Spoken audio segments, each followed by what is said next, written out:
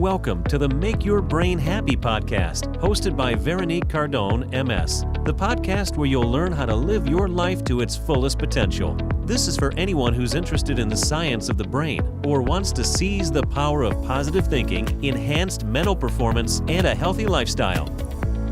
Hello, this is episode number 10 of Make Your Brain Happy podcast with Veronique. And, for me, it's everything about what you can do to embrace the best part of your life, follow your passion, be happy, but also make others happy. So today I have an amazing array of guests on my podcast, The Bakers for Change, a superpower team of women who have decided to change the world one bake at a time. We are talking about the mission they have accomplished, the phenomenal growth they have encountered, as well as the amazing results they have achieved. So without further ado, let me introduce you to our amazing guests. So let's start with Sophia, Bakers for Change, founder and amazing artist as well. So tell us a little bit about yourself. Hi, I'm so excited to be on your show. So thanks for having us today. I'm Sophia Chang. I grew up in the Bay Area and I moved to Pittsburgh about 10 years ago. I actually just started baking over the last year when we founded Bakers for Change. So I'm definitely the newest baker of the group, but I'm excited to be a part of the organization. Kate?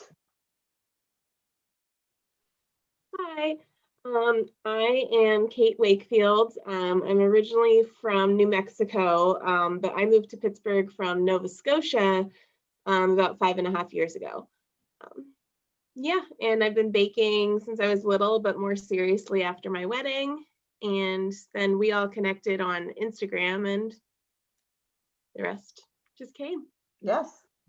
And last but not least, and in full transparency, this person is my daughter, Camille.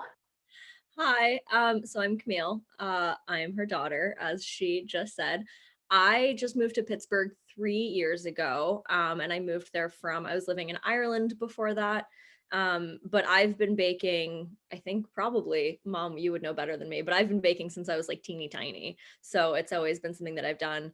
But it's been really cool because of Bakers for Change. My baking has actually improved a lot, which is a nice added bonus. So you are three of the founders of Bakers for Change. This organization is a nonprofit that was founded, I think, in July 2020 in the midst of the pandemic. But today, not with us are two other founders, but you were 5 women, Sarah McCloskey and Jessica Bedor or Bedor. We have discussed about how to pronounce her name before. I'm hoping I'm not doing it wrong. But before we start, I want to ask one of you, because we're going to go from one to the other. How did the idea come about to create Bakers for Change? I think Kate should field this one because she's the linchpin that holds us all together. You go, Kate. So back in April, I started making cakes that said things on them, and they were kind of related to the pandemic. I had one that said let's stay home, or I love you but from 6 feet away, and people were really receptive to that, and it was kind of a fun little outlet when I was stuck at home. And then George Floyd was murdered, and so I made a cake that said keep the momentum. And then I just started as things were getting worse and I was getting more anxious about the election, I just started making more and more cakes with my thoughts and feelings and opinions on them, and it made me feel a lot better. And I was posting about it in my stories and other people were really interested in it. So one day I posted, who wants to rage bake with me? And Sophia reached out, Camille reached out, Jess reached out, and we just started. We were like, what can we do? Can we raise money somehow? And then we all had a Zoom call and we had a group chat, and we just started figuring out how can we all take our passions for, social justice and food and baking and do something with it. And okay, so that's how you started, right? Yes.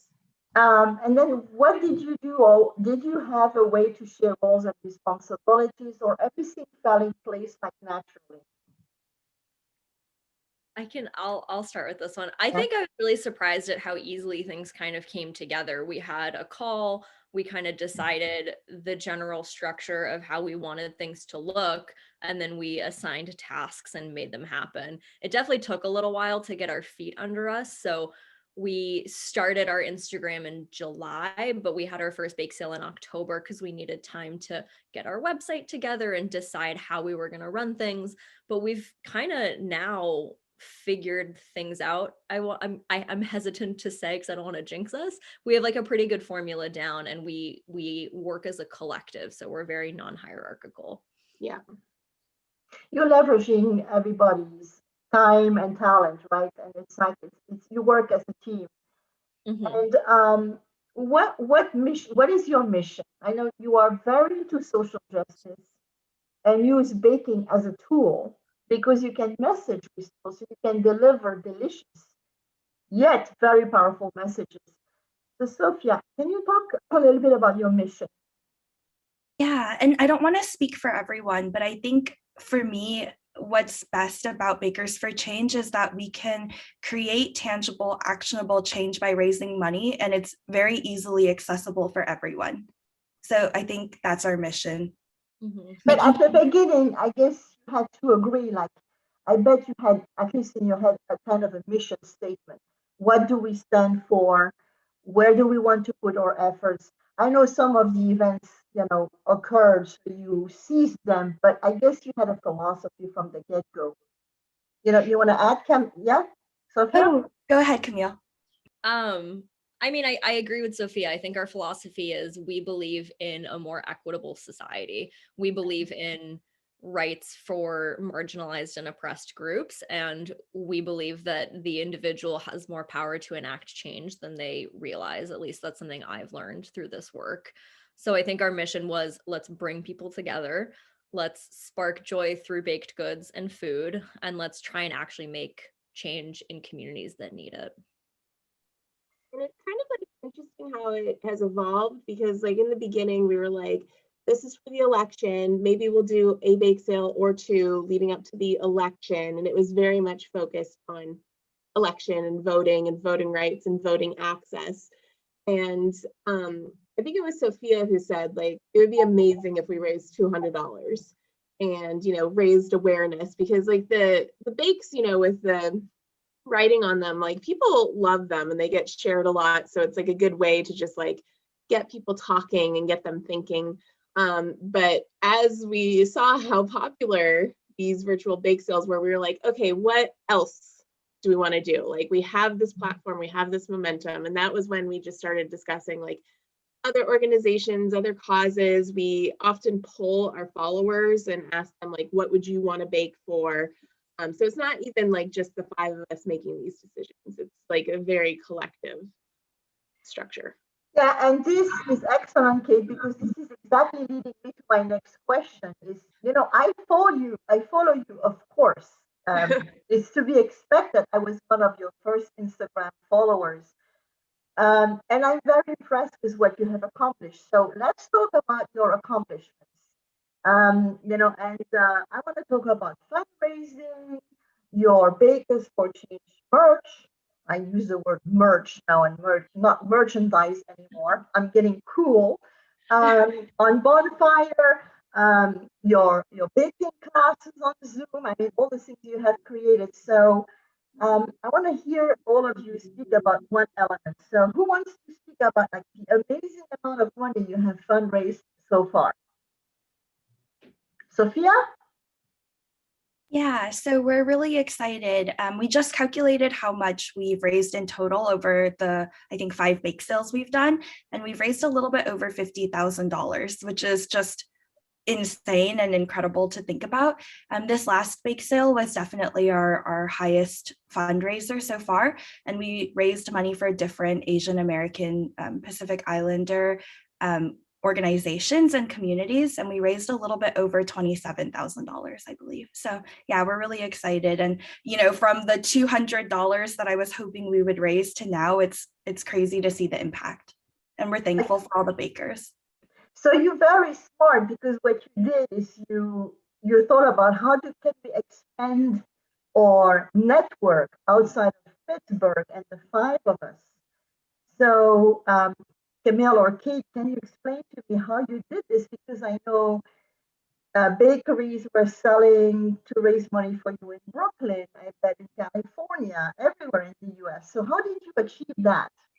I hate to say this. I think some of it was purely just luck. I think Kate can talk more about this. Kate's really good at Instagram. So Kate has been really good at resharing and getting people involved, but especially with the last bake sale, we've gotten attention from larger groups, like King Arthur Flour gave us a shout out. Like you mentioned, 4 and 20 Blackbirds, which is like a pretty well-known bakery in Brooklyn, baked for our bake sale. And I would say those things have been just a natural progression as our community grows and people hear about us. So it's been less of us actively reaching out to people. And Kate can maybe talk a little bit more about that because she's our Instagram guru. But then, 50,000 was really raised between October 2020 and March 2021, right? So this is like in a few months only. Yeah. And this is pretty amazing. So yes, the queen of Instagram, because you have almost 6,000 followers already, and you have a beautiful Instagram, Bakers for Change. So tell us a bit more about this. What's your strategy there? And also, I think you have some pretty famous followers now. We do have some pretty big followers. So when we started the account, I went through like my friends list because I have a baking account, and I was just like anyone who I had seen, posting in support of like Black Lives Matter or, talking about the election, who also baked, I went and followed all of them. And then a lot of it is just like, especially at the beginning, was reaching out to people. Like I sent so many messages to people that I like was Instagram friends with, or like even that I didn't know. And I was just like, we're doing this thing, like you should join us. And beyond that too, it's like you have to kind of like if you want to have a really active community, you have to put in the work as well. Like you need to be reciprocating, like when people are interacting with your posts, like you need to also be interacting within like your community's posts. You need to be commenting, you need to be sharing, you need to be liking. Because people notice if you're just not doing that, they're more likely to unfollow you. So like, even like throughout the day, like if I have like a spare minute, I'll just log in and scroll through and comment and like just those little things like have really helped us to grow. And then like once we've kind of established kind of a core group of bakers that we originally found mostly by just reaching out to them by direct message, they would start sharing, and then like they would bring their own friends in, and then it just like grew and grew and grew from that. So it's like you really need to like make the effort to reach out to people and like be like we're an organization, but like be a real person and not just sit there. And then I also like think a lot about how our feed looks, and I try and like plan things so that it looks nice, so that it looks beautiful. It looks beautiful. I mean, thank you. Yes, it's very it's powerful, but it's also beautiful. Thanks. Right? No, yeah, so I'll send pictures to like Camille and Sophia and be like, what order do you think? And like we'll work on captions, and we just like I want it to look nice in addition to being very like. Well, but as a baker, you want your cakes and creations to look appealing and delicious. So I'm not surprised you would be also very disciplined about how your Instagram looks like. And sometimes Kate will tell Sophia and I like, okay, we need this shape or like this color palette. And so like we'll make something specifically so that we like can fill a spot on our grid. And so what I admire about what you're doing is that you realize very quickly that you were not going to raise enough money with just you selling your goodies locally, which is a nice way. But you also found a way to not be involved in the donation process, right? So can you elaborate about this? Because in fact, we should make this interview also an appeal to donate to the organizations that are very important for you. I mean, right now, I think you are really focused on what's the AAAJ, or right? Yeah, we were really focused on raising money for Asian Americans Advancing Justice, Asian Law Caucus, but we wanted to keep it open so people could donate to any organization within, an AAPI community. But yeah, I think at the end of the day, like, of course, Instagram is important, but at the end of the day, our goal is to really raise money and awareness for the causes. So we're really happy to redirect people to donate directly as well.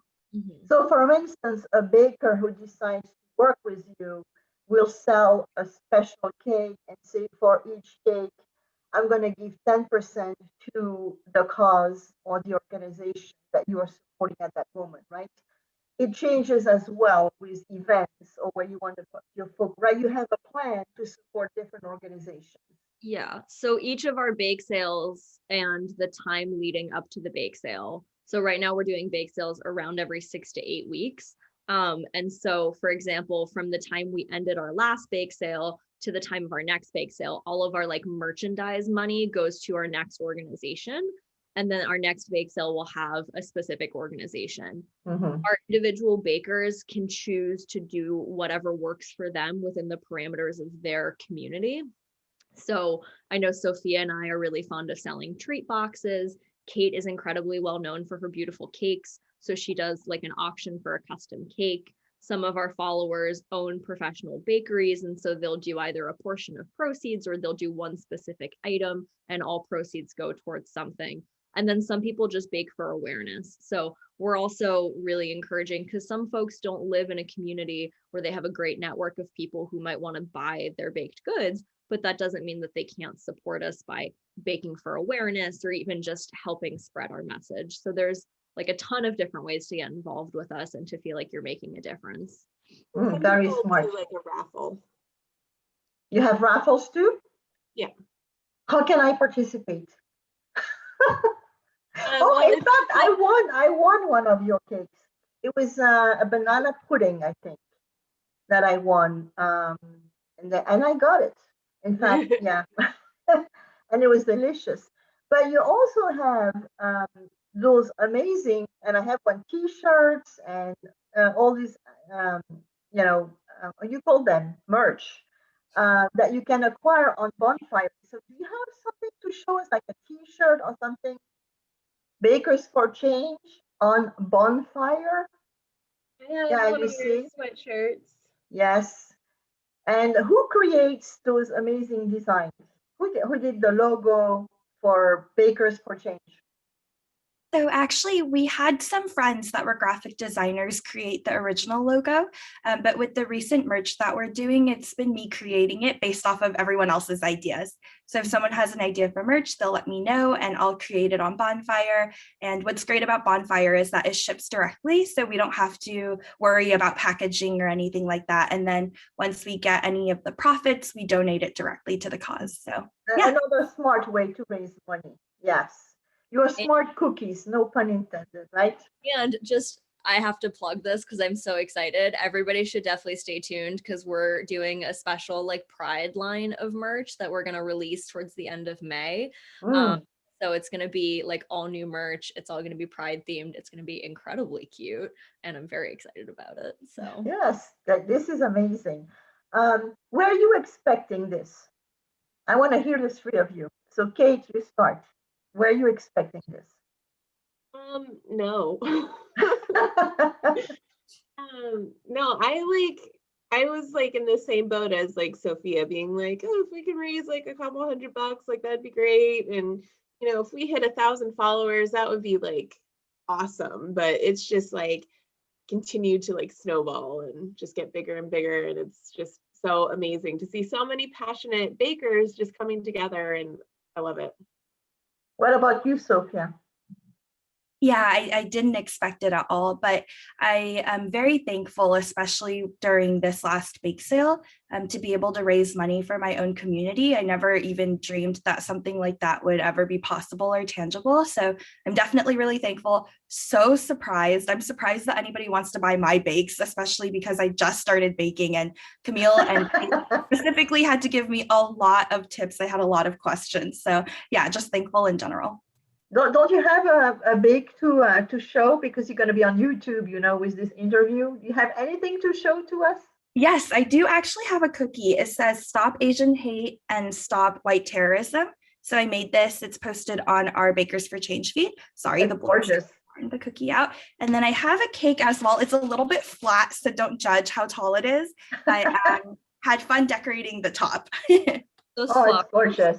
Sophia. Yeah. So Yeah, you are in fact more like a beginner's baker, right? I'm an extra beginner. Whatever the most beginner is, that's me. Camille does not agree. I don't. Like, look at how much progress you've made. I don't think you're a beginner anymore. You're piping flowers and doing marbled sugar cookies. Come on. But what is fantastic is each one of you has a different style, not only in the looks, but also you may have some things you prefer to bake. And I know what you do very well also is engage us in all those little polls and questions on Instagram and your stories, right? We can follow you, but also, do you want macaroons next week, or do you want blondies, or what would make you happy next week? Which is a very nice way to get people engaged. You have quite a, I could say, progressive agenda, and you're not shy about it, and you are standing for what you believe in and what you're passionate about. Do you have haters? And how do you deal with haters? Because they are always looming and following you everywhere. So tell us a little bit about that. Who wants to start? I think Kate's probably gotten the most hate. I'll let Kate talk about her like personal Instagram.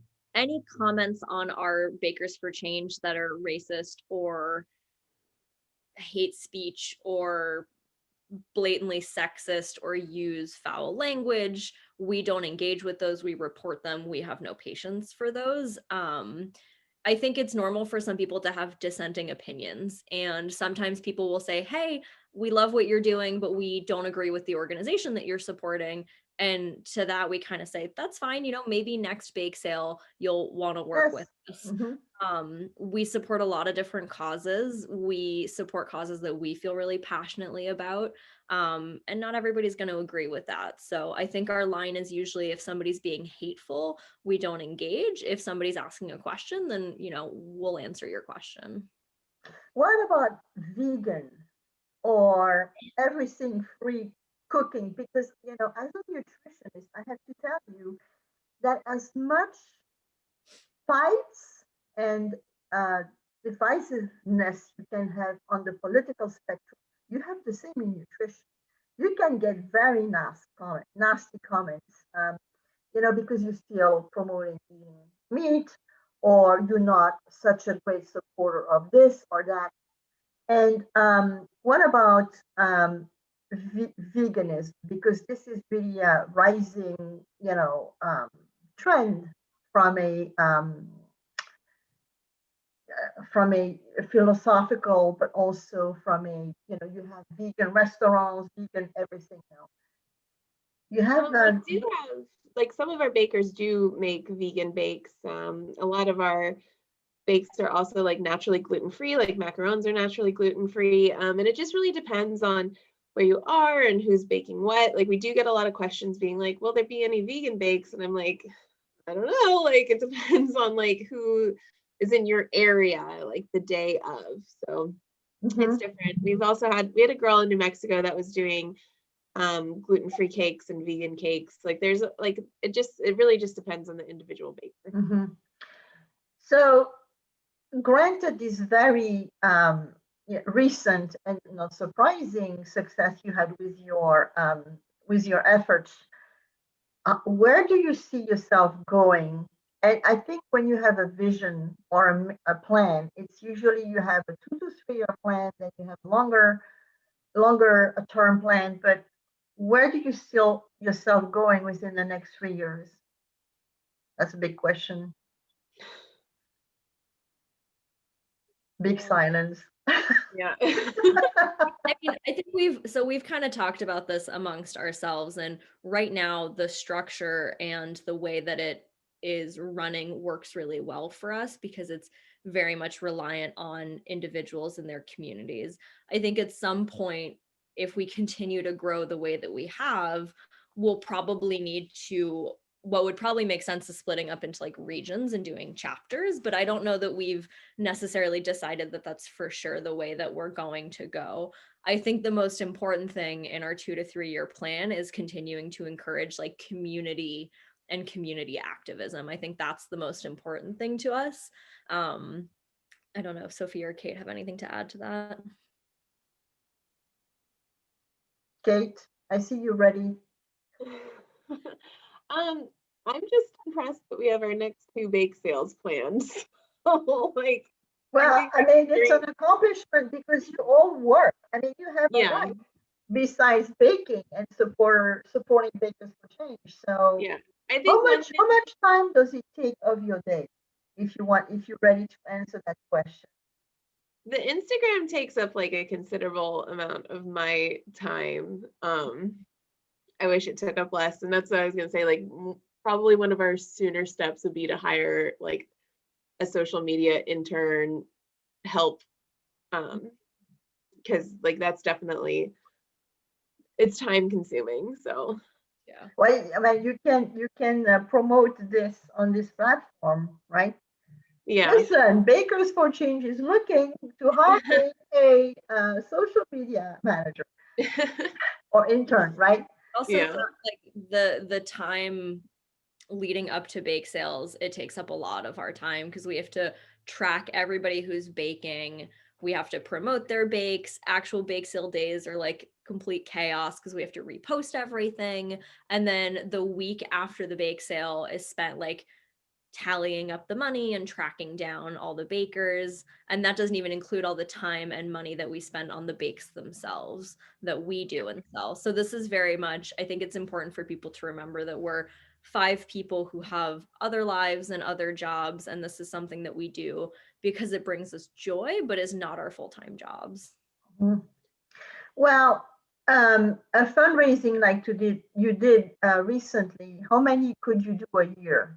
Like 5 or 6? When we started, we were thinking like every other month, but like the momentum has been so great lately that we're going to try every 6 weeks. Okay, so you know where I'm going, because you could be raising hundreds of thousands of dollars for the associations and organizations that you are supporting. You have that power. Yeah, we do. And if we reach that point, that would be incredible. And I think we'd have to sit down as a group and decide how we want to use that power, because we definitely don't want to lose our momentum. Mm-hmm. Have you thought about, in the power of community, there is very often working with other associations. And, you may know, I've been a member, an active cooking class instructor and member of the board of trustees of this suppers programs, which is teaching people to eat healthy. So I know about the power of communities and also of, working together. Have you thought about other organizations you would like to work with, or you haven't gone there yet? Do you mean other organizations that where you combine your efforts? It's not the ones you are supporting with your fundraising, but another, cooking group or another organization. Yeah, I don't think that we've really thought about combining efforts with other organizations. That's a really great call out, though, and I think something we can consider. What we have been in the works with is working with other businesses, especially in the local Pittsburgh area, that we have connections with to increase our fundraising efforts. Mm-hmm. So if you have to describe in a few words how this fulfills you, how does this make you feel like you are living with a purpose and that it's, filling your heart and everything about you with, I'm not going to say the words that I want you to use, but describe in a few words how you feel working for and loving Bakers for Change. Kate. I mean, it's just like it feels amazing to just be part of this like amazing community. I'm like constantly blown away like by the amount of money we raise, by the amount of bakers that work with us. It's beyond my wildest dreams. Camille. I often find it kind of unbelievable in a way. I'm like, this isn't real. There's no way that we've done this in under a year, that we've like grown this community and made this much money. And then usually I'm very grateful. I'm grateful that I get to work with people that I love. I'm grateful that I get to use a skill that I have for more than just like fattening my coworkers. And I'm grateful that there are people who like believe in what we're doing and want to do it as well. My like tagline the past couple weeks has been about community activism and like more grassroots organizing. And I think this has been a really cool way of seeing that actually accomplish things. Yes. What about you, Sophia? Yeah, I think I've been overwhelmed and also thankful. Living in Pittsburgh for the last 10 years as a person of color hasn't been the easiest, to be honest. I've had a lot of experiences in my professional working life and also just in my regular life that haven't really made me feel necessarily supported. So seeing people come out and step up in such a way has been so rewarding, and I'm so grateful. Mm-hmm. If you had any advice to give to other young people who want to start something and want to support, what is important to them, and start something that's community based, what are the lessons you learned? The do's and the don'ts. What I would advice could you say give to other people who are inspired by you? I would say just or like one reason like that are we had such a long time between starting Bakers for Change and our first bake sales. We wanted everything to be perfect and just so. And finally we were like, we just have to do it. Like we're just gonna go, and even if it's not perfect. And so like the best thing you can do is just like start, just try Yeah. it to get going. Yeah, at one point you have to jump in the water, right? Yes. Yes. What about you, Sophia? What's your advice? Yeah, I think believe in yourself, as cliche Yeah. as that is, but also don't underestimate social media. I think social media is such a blessing and a curse, but if you utilize it, it can really be a powerful way to make connections. So, Mm-hmm. What about you, Camille? My biggest thing would be do this with people that you like and that you respect. Do this with people who are going to be as passionate as you and as invested as you, and who have the same goals as you, and be really clear about what you're trying to accomplish. Because we were very clear that we wanted to accomplish some fundraising and awareness, and then we've vastly exceeded that goal. So we all get to feel pretty great about that. Do you feel, I think it looks like the way you came together was based on an initial passion.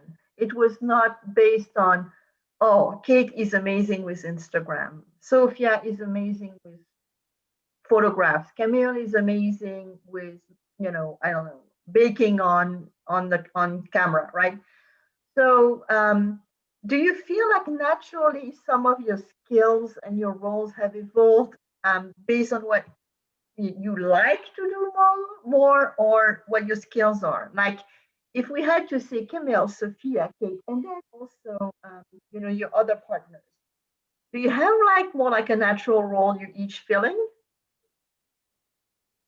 I think naturally we just gravitate towards some of our strengths. So, like, Kate is really good at social media and she has a really clear vision of what she wants the feed to look like. Camille is really great at writing captions. I can help make merch, and Jess is really great at running stories. So like the live post the day of, and Sarah's really good at photographing bakes. So I think it all just kind of comes together naturally. And who is the accountant? The role that's the less exciting, the one where you love to see $27,000, but who is the one following that? The three of us. It's a lot of spreadsheeting, calculating, using Excel formulas. Yeah. Isn't that exciting to see? Oh, it was 5,000. No, it's 10. Yeah. It's Well, 15. so It's right. It's so funny. We came into this bake sale. We were getting tons of people reposting us and tagging us and like hyping up that they were going to bake. And I remember saying to Sophia and Kate, I was like, I don't want to jinx us, but like, wouldn't it be really cool if we made more than $10,000 with this bake sale? And we like made $10,000 like in the first 2 days. And then the number just kept climbing. And we were like, oh my God. I don't know about you guys, but I was checking the spreadsheet like at least every hour. Do you, by the way, I forgot to ask you this, are you putting your cooking online classes on YouTube somewhere? Can we find your classes somewhere? So we actually, oh, go ahead. Go ahead. No, you go. We have, so we're not doing any new classes at this point, but if anyone wants access to our older classes, they can send us an email or a message and they're available, like you can purchase the recordings. Because it would be cool to have some of your, even when you have those stories on Instagram, where, you know, you showed the process you followed to cook this cake or whatever, it would be nice to have some of those on YouTube. Just an idea. I don't know if we have the bandwidth, pun intended, to also have a YouTube channel, but we'll think about it. Yeah, that's why we got rid of the classes. Like we just couldn't handle it anymore. You can handle it. Yeah, you cannot do everything, right? But it's still so impressive. So thank you so much. Unless there is one question I forgot to ask you, but it was an absolute delight and an inspiration to have you on my show. And I want to ask you, I always do this with all my guests. I want to make sure you share where we can find you. So we know you're in Bakers for Change. Don't forget that name. And 4 is not a number 4, it's FOR. So where can we find information about you? So we can follow you on Instagram. Yes. We can follow you each individually as your own, right? So where is yours, Sophia? Oh, my Instagram is Sopheating. That's SOPHEATING. And our website, go ahead. Is bakersforchange.org. Okay. And then you can buy your merch on Bonfire, right? Yeah. So we have a link to our merch store. It's on our Instagram. It's also on our website. And the actual website is bonfire.com/bakersforchange. And we have a couple different kind of like releases of merchandise that are all still available. Mm-hmm. And then our Instagram is @bakersforchange, and you can find us there. What's your Instagram? I am C Tasty Pastry. So it's CTASTYPASTRY. That's my Instagram. And you, Kate?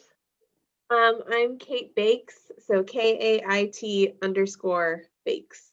Okay.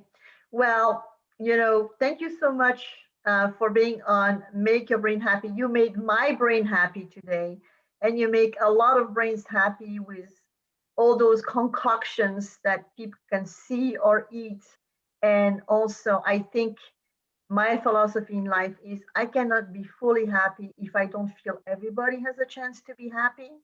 And that starts with loving everybody and respecting everybody.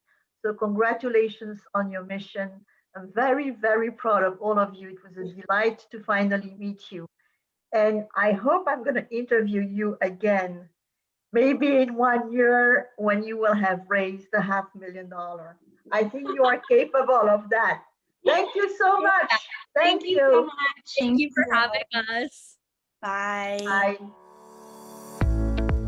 Thank you for joining us for the Make Your Brain Happy podcast. This episode was recorded by Veronique Cardone and produced by HG Media. If you enjoy our podcast, please share it with your friends. You can find our podcast on YouTube, Apple Podcasts, Google Podcasts, Spotify, Stitcher, and wherever you listen to podcasts.